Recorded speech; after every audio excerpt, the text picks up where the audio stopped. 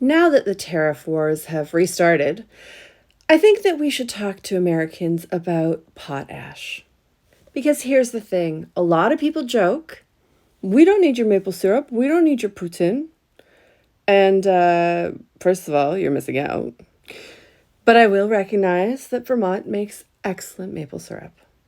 But that's really not what we export to you. So, in addition to things like our steel that you import to make your guns, and our lumber that you import to build your houses, when things burn down because of wildfires, and our aluminum and our automobiles, and all the other things that are natural resources, oil, whole different video. That's a huge thing. So let's put all of those aside. Let's even take energy off the map right now. All the states that we actually power from our natural resources in Canada. Let's talk about potash. And you're probably going, what? What? I've never. Do you mean your weed? No, I do not mean that. Although we have good stuff, and fully legal across the country, and actually earning us a lot in tax revenue. That's neither here nor there. Let's talk about potash. Do you know what it is? You might not. It's fertilizer.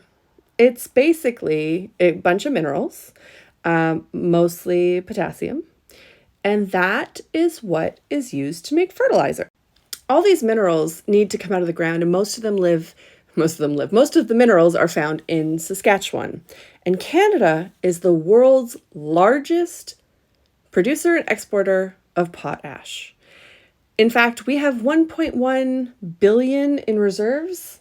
1.1 billion tons. I just looked it up. 1.1 billion tons in reserves of potash at the moment.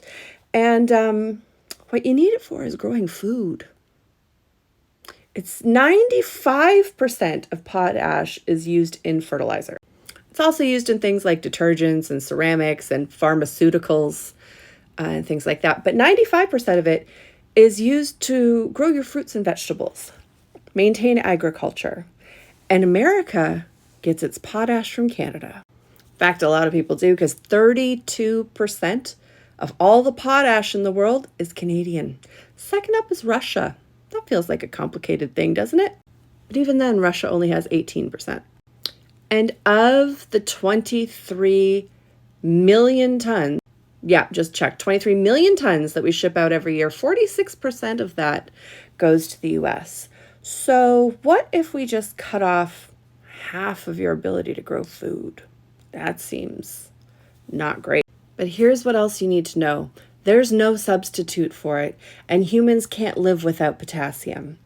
Without the potash to grow your food, you will be nutrient deficient. Things like your heart, what else? The tissues, muscles, and organs. I'm sorry, I'm referring to the government website. Tissues, muscles, and organs of your body will shut down and not be working. So it's one of those things that we don't talk about a lot because, honestly, talking about minerals is a bit boring. But potash comes from Canada. And if you want to grow food, whether it be in your own little garden or, the food that you buy in a store, you're going to need it from us.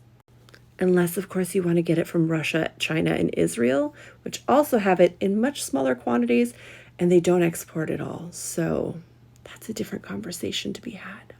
But your friendly neighbors upstairs, as you like to refer to us, we have lots of it. And unfortunately, that's going to get caught up in these trade wars. Anyway, I hope this has been informative. I know mineral chats are not everyone's cup of tea. I did do one about our critical minerals that you will need to build all of your electronics and batteries for electric vehicles. But again, talking about minerals isn't that exciting. Important to life, though.